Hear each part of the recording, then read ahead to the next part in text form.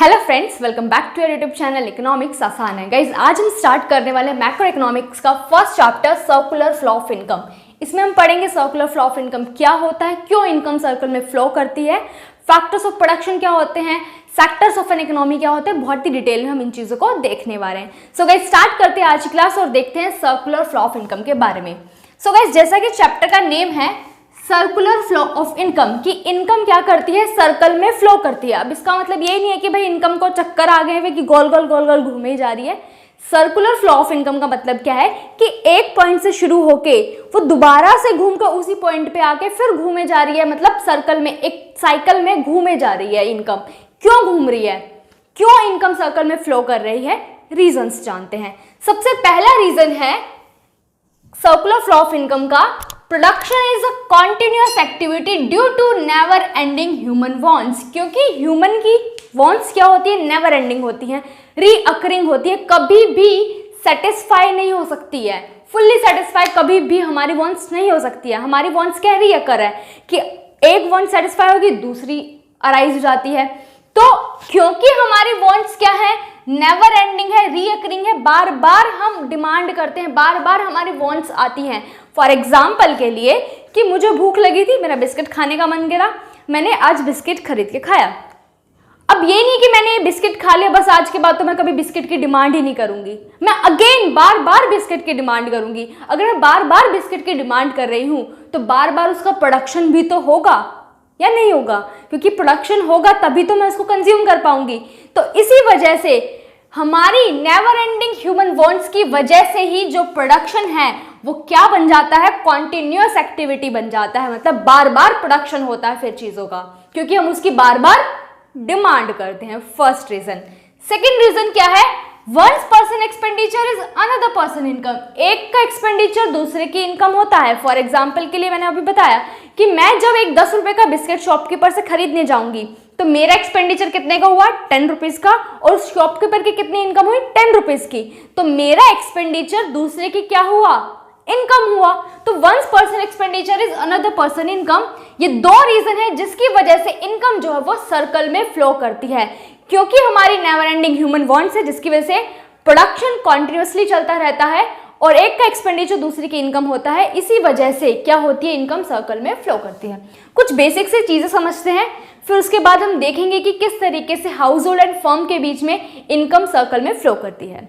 First हम पढ़ने वाले हैं फैक्टर्स ऑफ प्रोडक्शन, जिनको हम फैक्टर सर्विसेज भी बोलते हैं। फैक्टर्स ऑफ प्रोडक्शन हमारे क्या होते हैं, वो फैक्टर्स जो प्रोडक्शन करने में हेल्प करें। फॉर एग्जाम्पल के लिए कि अगर मेरे को एक क्लोथिंग फैक्ट्री ओपन करनी है, ठीक है, मेरे को टी शर्ट्स बनाने की फैक्ट्री ओपन करनी है, तो सबसे पहले क्या चाहिए, एक लैंड चाहिए। एक लैंड चाहिए जहां पे मैं फैक्ट्री ओपन करूंगी, ठीक है।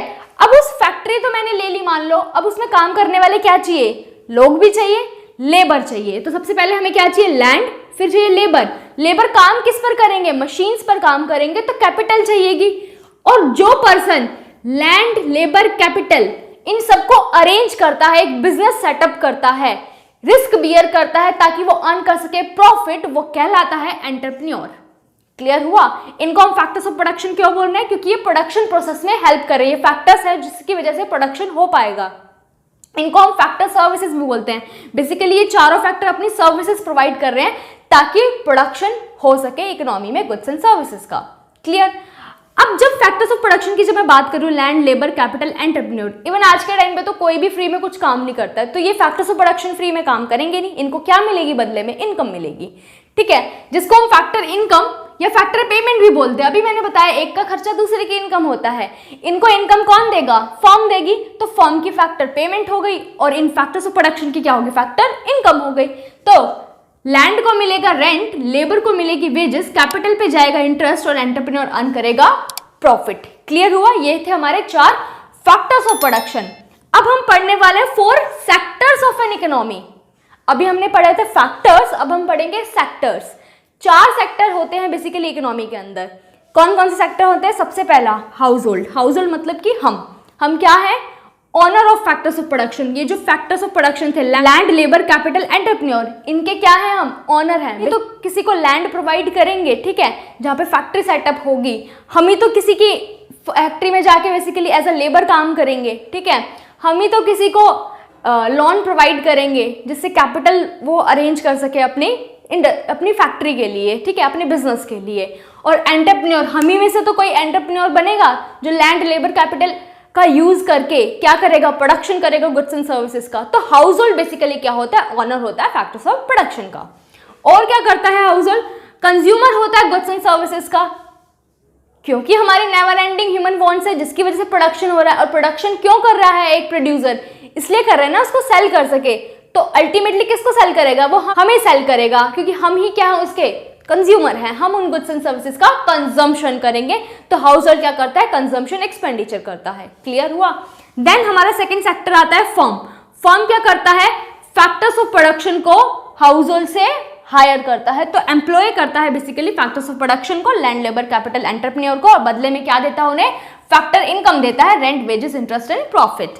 देन और क्या करता है, प्रोड्यूस करता है इन फैक्टर्स ऑफ प्रोडक्शन का यूज करके goods and services.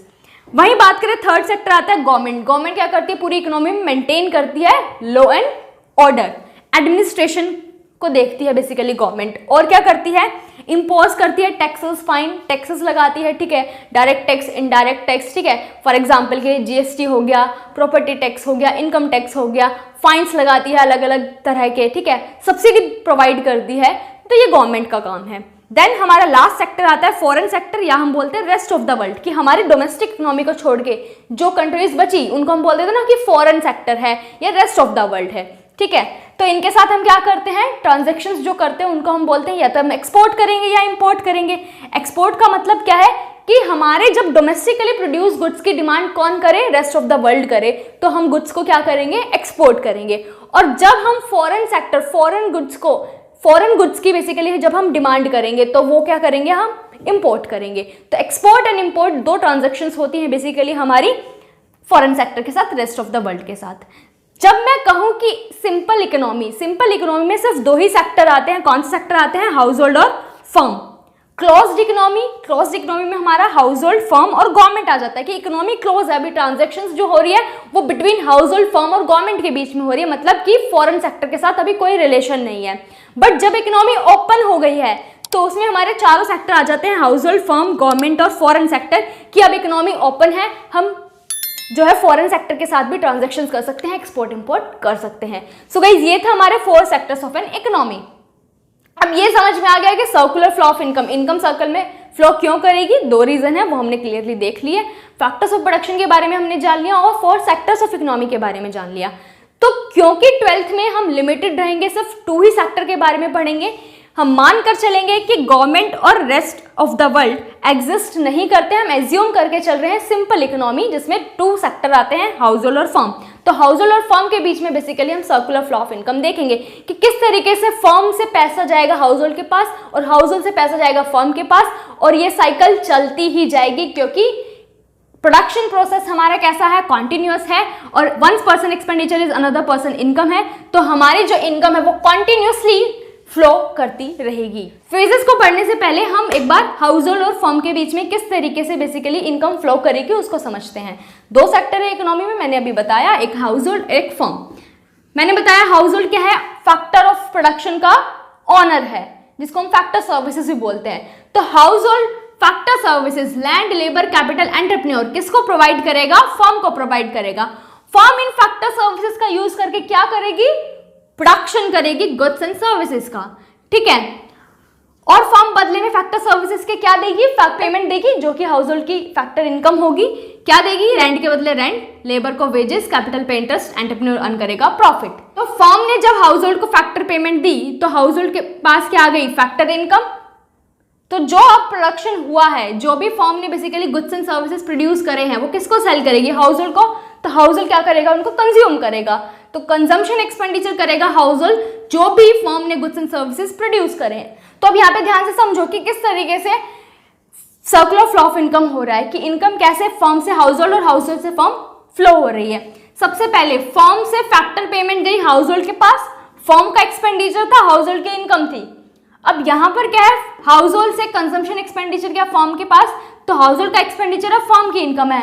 Again firm के पास पैसा आएगा तो अगेन वो फैक्टर सर्विसेज हायर करेगी, अगेन गुड्स एंड सर्विसेज का प्रोडक्शन होगा, फैक्टर पेमेंट देगी, house hold again consumption expenditure करेगा, अगेन फर्म के पास पैसा जाएगा, अगेन वो फैक्टर सर्विसेज हायर करेगी, अगेन गुड्स एंड सर्विसेज का प्रोडक्शन होगा, फैक्टर पेमेंट देगी, हाउस होल्ड कंजम्पशन एक्सपेंडिचर करेगी, अगेन वो पैसा फर्म के पास पहुंच जाएगा। तो ये प्रोसेस चलता रहेगा, नेवर एंडिंग है, कॉन्टिन्यूस है, क्योंकि प्रोडक्शन प्रोसेस ही कॉन्टिन्यूस है, बिकॉज हमारी वांट्स नेवर एंडिंग है, रीअकर है, बार बार हम एक चीज की डिमांड करते हैं। क्लियर हुआ? अब इसके 3 फेजेस यहां से निकल के आते हैं, समझते हैं इनको।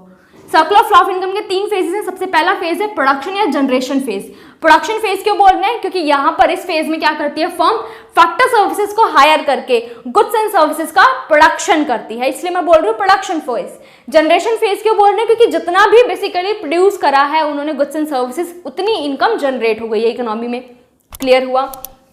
सेकेंड फेज आता है इनकम या डिस्ट्रीब्यूशन फेज। इनकम फेज या डिस्ट्रीब्यूशन फेज क्यों बोल रहे हैं? कि यहां पर जो जनरेटेड इनकम है वो डिस्ट्रीब्यूट करती जाएगी, किसमें? फैक्टर्स ऑफ प्रोडक्शन में।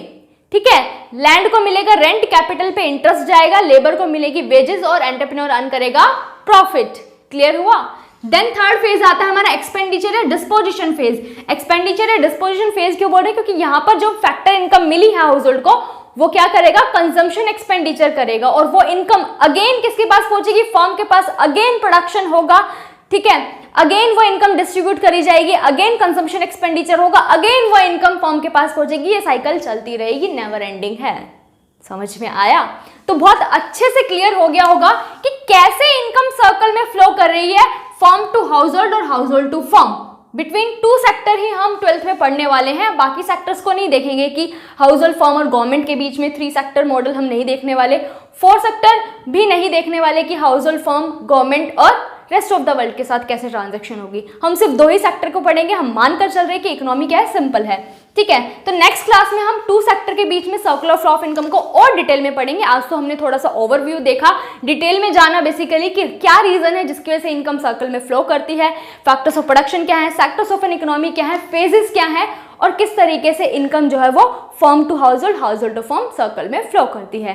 नेक्स्ट क्लास में हम 2 सेक्टर इकोनॉमी को और डिटेल में पढ़ेंगे, अजम्पशंस देखेंगे और किस तरीके से उसकी एक्सप्लेनेशन करनी है विद डायग्राम, बहुत डिटेल में हम उसको समझेंगे। सो गाइज, आज के लिए इतना ही, मिलते हैं नेक्स्ट क्लास में। Thank you.